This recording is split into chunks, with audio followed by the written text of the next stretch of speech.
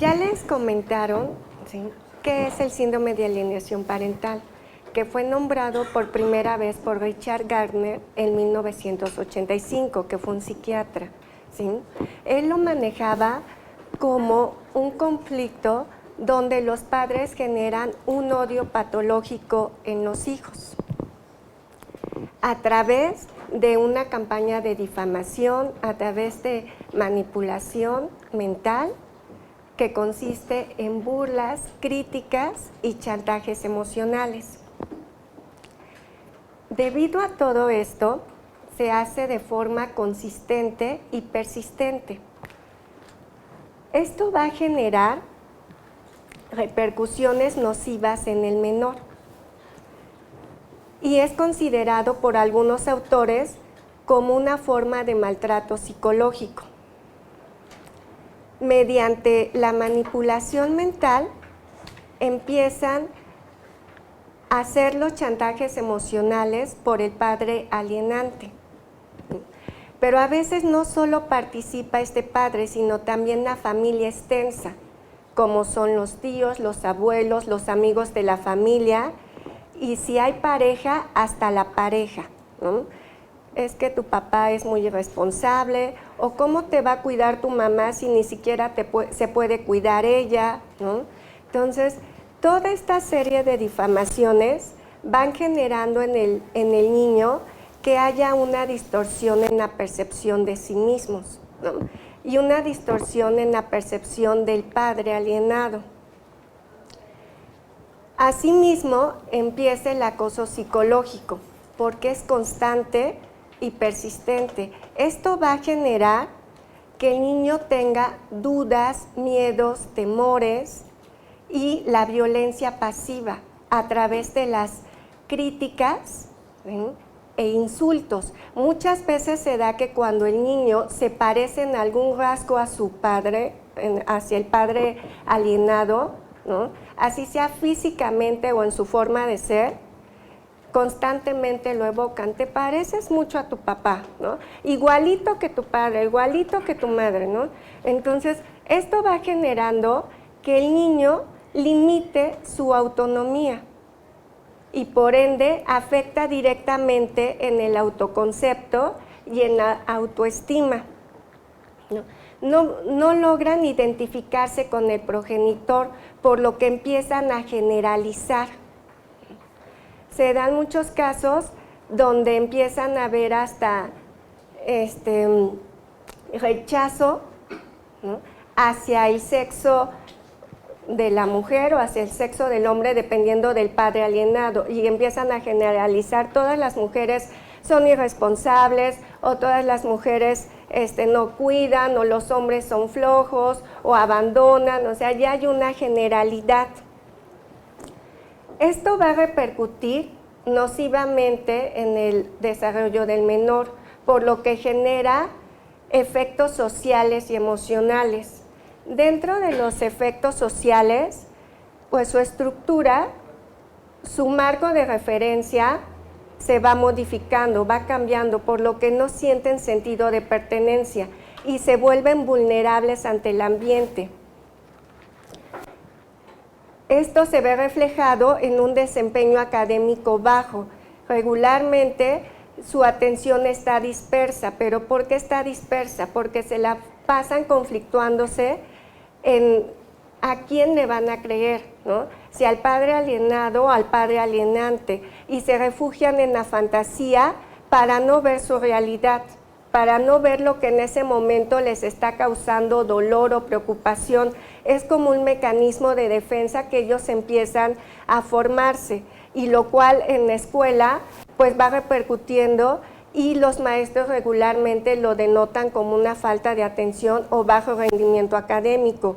Asimismo, se da un comportamiento asocial, ya sea que se muestren aislados emocionalmente.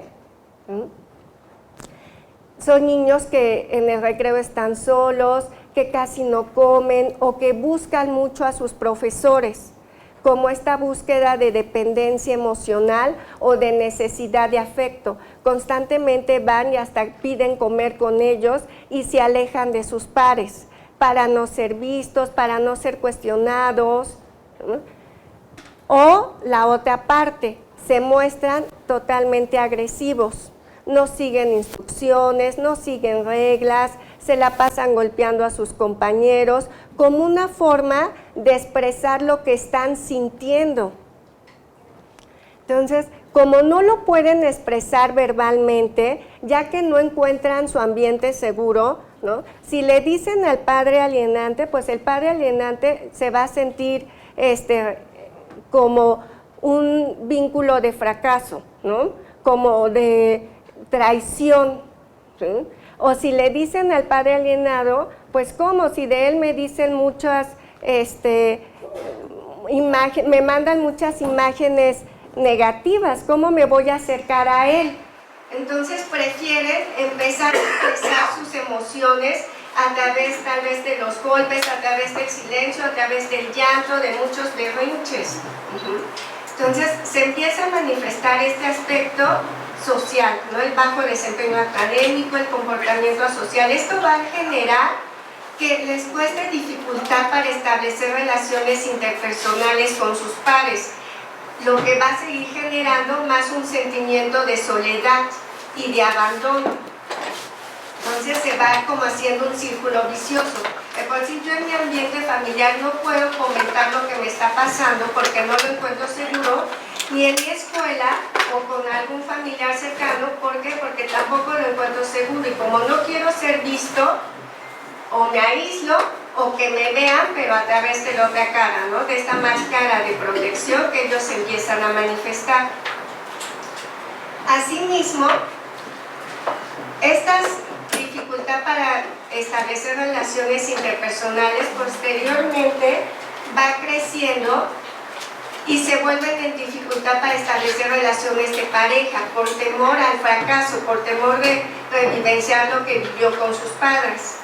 En los factores emocionales que se van afectando, pues tenemos como una lista muy larga, ¿no? En principio está esta distorsión de la percepción de sí mismos, debido a que no tienen una estructura, ¿no? Si no puedo confiar en mi papá o en mi mamá, entonces ¿en quién voy a confiar? Y toda la imagen de sí mismos se empieza a distorsionar, ¿no? O sea, no son capaces de tener una autonomía en el pensamiento. ¿Por qué? Porque están constantemente dirigidos o manipulados por algún padre, por uno de sus progenitores. Entonces no tienen libertad en esta decisión y en esta formación de identificación con sus padres. Asimismo, se dan problemas de ansiedad. Empiezan a constantemente manifestar sudoración, dolores musculares, empiezan a somatizar las famosas itis, colitis, gastritis, dificultades para obtener el sueño, ya sea que no puedan dormir o duerman en exceso, como un síntoma también de rasgos depresivos, a dejar de comer o a comer en exceso, que sería como otra muestra de ansiedad. Hay niños que comen demasiado, por cualquier cosa comen, otros que de plano dejan de comer. También se presentan los síntomas somáticos, diferentes dolores en el cuerpo. Este temor a ser abandonados o rechazados, por lo que constantemente generan vínculos ansiosos. O sea, me quiere, pero ¿por qué? ¿Por lo que tengo o por lo que soy? O sea, tienen que estar viviendo con este vínculo ansioso de rechazo y abandono, y teniendo que elegir entre un padre, ¿no? Si concuerdo con mi padre alienante, pues me va a aceptar, pero eso simboliza que el otro lo tengo que rechazar y que del otro me tengo que alejar, ¿sí? Y si el otro me rechaza, porque eso es lo que comúnmente les dicen, ¿no? O sea, él, ¿cómo te va a querer si nos abandonó, ¿no? O, ay, solo te compró eso No, pues ¿cuánto te quieres si solo te compra eso, no? Entonces, como hay muchos mensajes de abandono y de rechazo, ellos viven en este vínculo que marca mucho la ansiedad y entonces se desenvuelven en relaciones de dependencia emocional y constantemente calificándose si los están queriendo. Y entonces hay muchos niños que empiezan a aceptar ser manipulados hasta por sus propios amiguitos, ¿no? Les empiezan a dar su lunch, les empiezan a jugar a lo que los niños, a petición de este amiguito, aunque ellos no quieran, como repitiendo estos patrones de que, bueno, para que me quiera, tengo que actuar, decir y pensar como me lo están pidiendo, ¿no? Entonces se va haciendo como este círculo vicioso que empieza por la familia y se va trasladando a los entornos donde este pequeño se desenvuelve.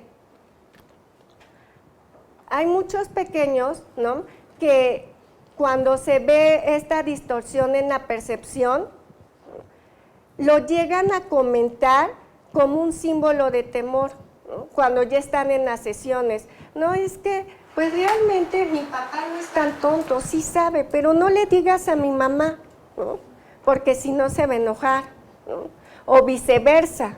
Entonces, en el tratamiento se busca que ellos tengan un espacio seguro, donde ellos se puedan sentir que ese es su espacio, que no importa que manifiesten lo que ellos están percibiendo. Y muchas veces traen muchísima confusión de quién está diciendo la verdad. Si se basan en lo que ellos ven, en lo que ellos sienten, o si le tienen que hacer caso a este padre alienante, ¿no? Si le tienen que hacer caso porque de lo contrario, pues viven el rechazo, ¿no? Por una parte ya están viviendo el abandono del otro padre, que muchas veces es impuesto, ¿no? Pero si no concuerdo con el padre con el que estoy, pues entonces me va a rechazar. Y viven toda esta cadena de mucha necesidad de afecto, necesidad que van trasladando también en sus medios. Esto va generando, ¿sí?, que todo su entorno social, ellos se manifiesten vulnerables e inseguros hasta de su propia forma de actuar, lo que va a repercutir en su autoestima y en su autoconcepto. Entonces son pequeños que regularmente están distorsionados, tienen como cortinas de humo en todo lo que están pensando, lo que les va a generar temor, dudas, miedos, demasiada inseguridad y demasiada ansiedad. Cuando llegan con nosotros en el tratamiento se pretende que se incluyan a los dos papás. Es muy difícil que lleguen a aceptar los dos papás, ¿no? Pero ¿para qué se pretende esto? Para poder trabajar con ellos e ir distorsionando y que ellos manejen la etapa en la que se quedaron estancados, ¿no? Porque cuando se da esto hubo una etapa de estancamiento en el proceso de divorcio, en el proceso de separación, en el proceso de la relación, en la cual se quedaron estancados. Y como ellos no pudieron salir de esta etapa, lo que generan o lo que pretenden es arrastrar al menor hacia esa misma etapa, ¿no? Entonces se trabaja mucho con los padres, pero sobre todo se va trabajando con el menor para que el menor tenga un ambiente seguro, y muchas veces se encuentran la terapia como su ambiente seguro, donde ahí sí pueden comentar, donde ahí no va a haber sanciones si llegan a comentar algún agrado, ¿no?, hacia este padre alienado, ¿no? O muchas veces lo viven con miedo, incluso llegando a la terapia, ¿no?, que se pretende trabajar la expresión de sus emociones, la expresión de sus sentimientos y trabajar de una forma integral. En ocasiones, ¿sí?, por ejemplo, les comparto este caso del niño que mencionaba, ¿no? Es que no le digas a mi mamá, pero yo veo que mi papá sí sabe. Entonces viven con un miedo constante de qué decir, y muchos ya saben qué decir. O sea, hay muchos que cuando están con el padre alienado, ya saben cómo comportarse y aprenden incluso ellos también a actuar de diferentes formas. Entonces, imagínense la presión que tienen de que si están con el padre alienado tienen que ser totalmente diferentes. Hay unos que hasta dicen, prefiero no hablar de mi mamá o de mi papá porque si no se enojan, ¿no? Entonces me preguntan y ya no contesto nada, ¿no? O cambio de tema. Ya los más grandes, los adolescentes, ya empiezan incluso a cambiar de tema como un mecanismo de defensa, ¿no?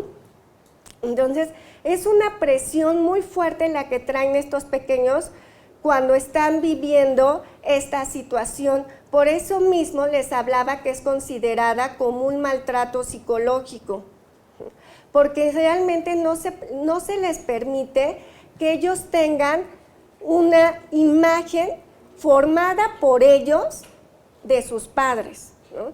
Hay autores que también manejan, ¿no?, que pueden llegar hasta rasgos homosexuales, ¿no? O sea, si voy a poner el ejemplo, ¿no?, en este pequeño, ¿no? Si mi papá, ¿no?, es tan tonto y es hombre, pues no me quiero parecer a él, ¿no?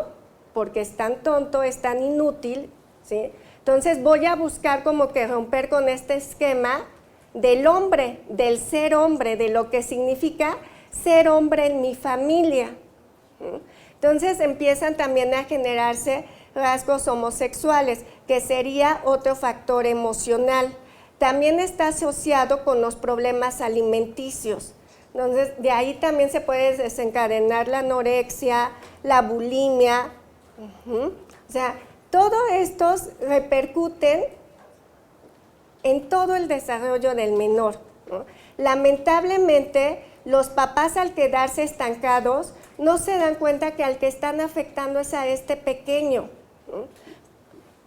Y debido a eso, el pequeño sigue sufriendo y es una situación que de por sí cuando hay una separación de divorcio, hay todo un rompimiento de estructura y se tienen que acoplar a crearse nuevas herramientas. En ocasiones regresan con la familia de origen de alguno de los papás, otras veces se cambian de escuela, hay cambios en las reglas familiares, ¿no? Hay cambios en la autoridad, porque si regresan con la familia de origen, ahora ¿quién pone las reglas? La mamá, la abuelita, el tío, o sea, empiezan a participar todos en educación y para él es una bomba donde se va rompiendo toda la estructura. Si de por sí cuando se da un proceso de divorcio también se genera el sentimiento de culpa y de confusión, hay muchos pequeños que dicen, ¿será por mí? Porque yo me portaba muy mal, porque yo hacía que discutieran, por los recados en la escuela, porque casi no hablaba. O sea, tratan de encontrarle una explicación congruente a su percepción del problema que se les está presentando. Ahora, cuando ven que sus papás se están peleando por él, ¿sí?, todo esto se agrava. Entonces es como, no, pues sí, realmente yo soy el culpable, ya tanto que hasta se pelean por mí, ¿no? En lugar de tomarlo como una muestra de afecto o de importancia, muchos lo toman como, no, pues sí, o sea, ya tanto que hasta se pelean por mí, ¿no? Entonces, este pequeño trae una bomba de emociones y una confusión total. Por eso también dentro del SAP se habla de 3 grados. Que es cuando es el grado leve, se refiere a que hay ciertos rasgos de desagrado, pero eso es algo muy habitual. Tal vez, ay, mi papá llega tarde, o ay, se la pasa con su teléfono, porque hay muchos pequeñitos que nos llegan con esa queja al consultorio, ¿no? Todo el tiempo está con su teléfono, pero es como algo muy común que haya signos de desagrado en alguna persona, ¿no? Pero la evitación ni la convivencia existe. Lo que sí existe en el grado leve es la confusión de quién padre tiene la razón, qué padre tiene la razón, ¿sí? Cuando llegan al grado moderado, ya hay ellos empiezan a buscar estos rasgos negativos. O sea, ya hay una intención de estar corroborando quién dice la verdad. Ya no solo se cuestionan, sino ahora ellos lo buscan. Entonces, ¿será verdad que mi papá siempre llega tarde? ¿O será verdad que mi papá es un codo o que mi mamá es una floja? ¿No? Entonces ellos empiezan a buscar estos rasgos negativos, ¿no? De desagrado. Esto va generando que se empiece a dar levitación en las visitas, pero todavía los argumentos que dan son congruentes. Entonces llega el momento de que, no, pues hoy no te puedo ver, o ¿qué te parece si en 15 días? Porque tengo mucha tarea, porque estoy muy cansado. Y de esta forma se empieza a ser más fuerte el vínculo con el padre alienante. Cuando ya hablamos de un grado intenso, ya ahí es porque ya tienen la creencia total de todos los signos de rechazo y de desagrado. O sea, ya empezaron primero con la confusión, ya los empezaron a buscar ellos mismos, a comprobar, y ahora que ya los comprobaron, pues ya los creo. Entonces ya hay una creencia total de todo lo que les fueron mostrando, de todas estas imágenes visuales, auditivas, negativas, que les mandaron de su progenitor, ya lo creyeron y por ende reaccionan ya con un rechazo hacia las visitas. Los pequeñitos lloran muchísimo cuando se tienen que ir con el padre que les toca ese día, ¿no?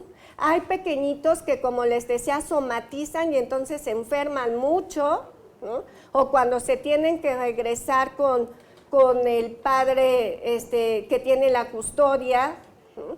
O se muestran totalmente ansiosos o tienen regresiones, que sería otro factor emocional. Hay pequeños que ya pasaron la etapa del control de esfínteres y vuelven a presentar este desfase, o sea, presentan enuresis o encopresis, también se ha llegado a presentar, ¿sí?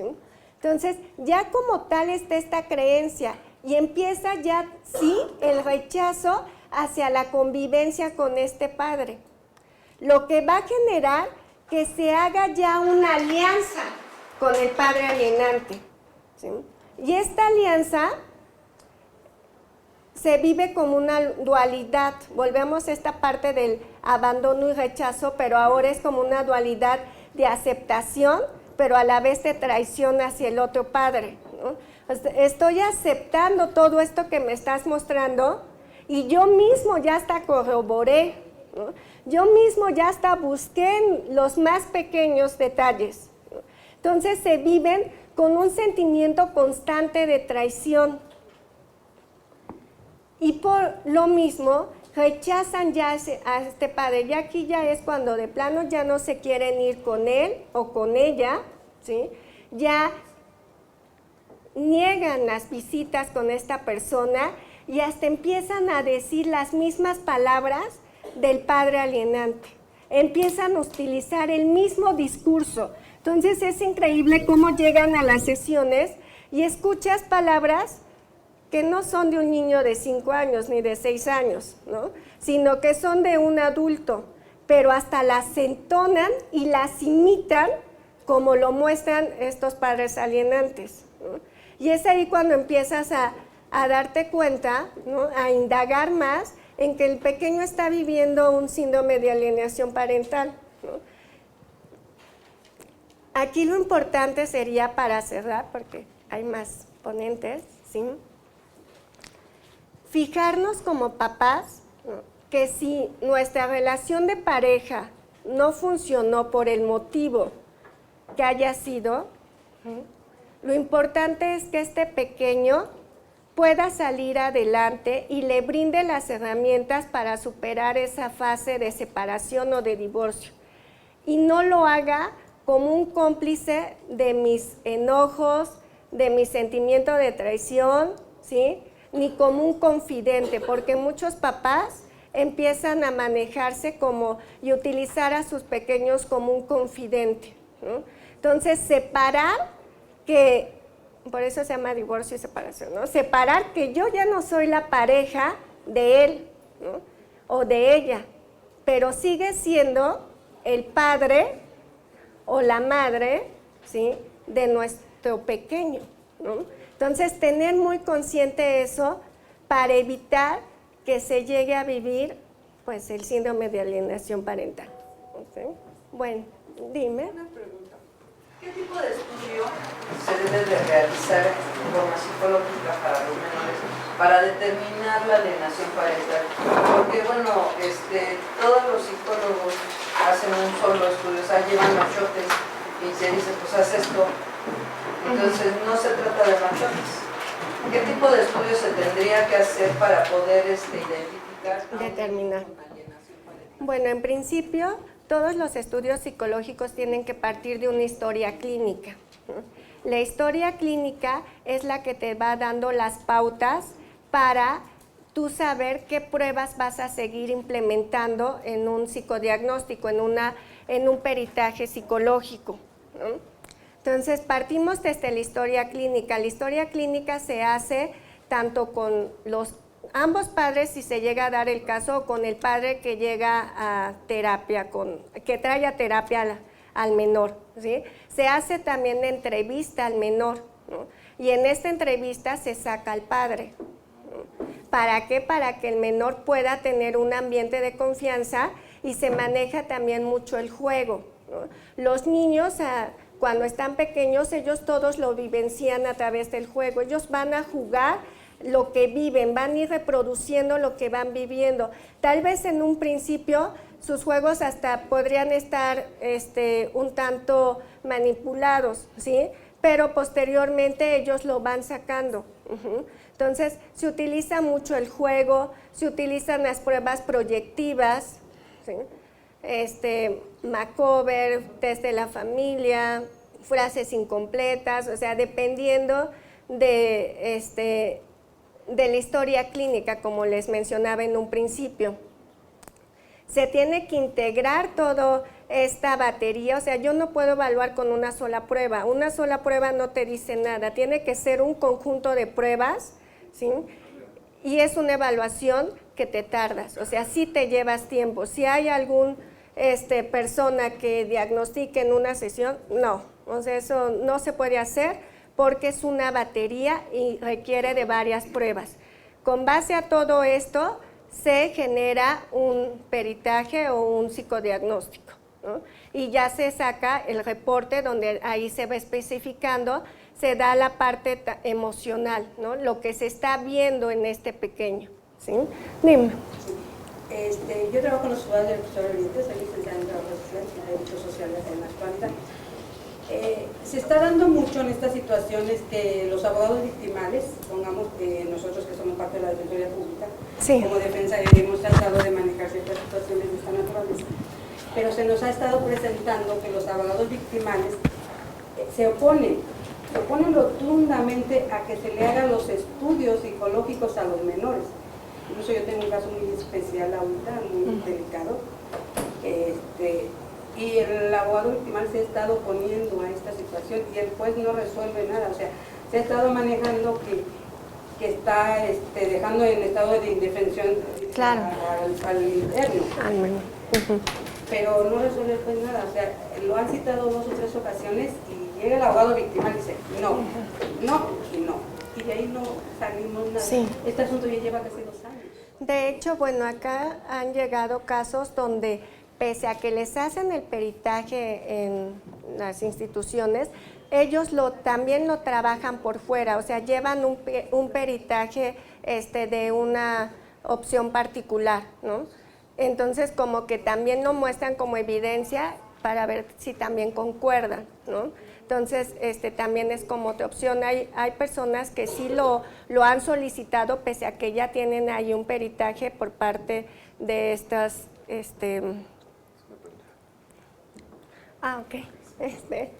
sí, por parte de estas instituciones. Entonces, se puede trabajar también un peritaje, pero ya de forma privado. Voy a responder una última pregunta que me están manejando por aquí. Si quieren, al final lo dejamos porque hay compañeros que están en vivo. Bueno, dice, ¿cómo se puede evidenciar el SAP en un adolescente de 15 años? Bueno, en los adolescentes es muy similar a los niños pequeños, ¿sí? Volvemos a esta parte, hay igual manipulación, hay igual confusión en sus ideas, una percepción distorsionada, hay factores emocionales, síntomas somáticos, ¿sí? Hay rechazo, en los adolescentes se da mucho el rechazo y la descalificación constante hacia este progenitor alienado y son más evidentes, o sea, muestran más sus signos de desagrado verbalmente, ¿no? O sea, tanto en su comportamiento, pero hasta verbalmente te lo comunican, no me quiero ir con ella o no me quiero ir con él, o sea, me cae mal, o sea, no, ni me gustaría que fuera mi mamá, ¿no? Y más por la etapa en donde están, que todo el tiempo se la pasan cuestionándose.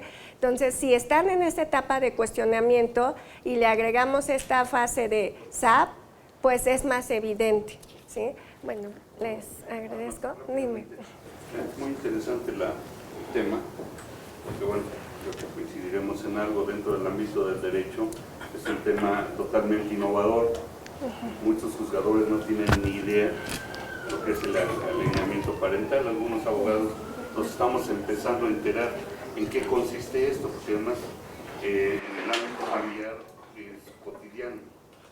La pregunta sería,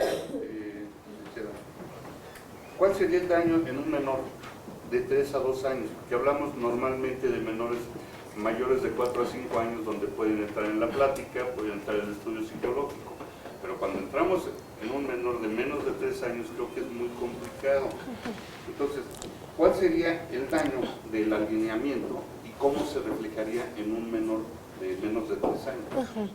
En esta etapa hay regresiones en el lenguaje, ¿no? O sea, los pequeños que ya hablaban y que ya tenían como un vocabulario acorde a esta edad que regularmente es limitado, empiezan a tener regresiones.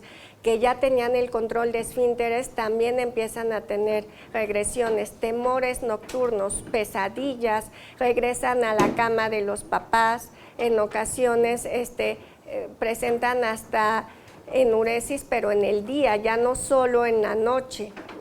Entonces se ve como mucho temor, se puede dar de 2 factores, o el temor o la parte irritable. Son pequeños que se muestran totalmente renuentes a seguir instrucciones, ¿no? Pese a que tienen 2 o 3 años, hacen constantes berrinches y los berrinches son diferentes a lo que comúnmente hacían, o sea, son el mayor grado.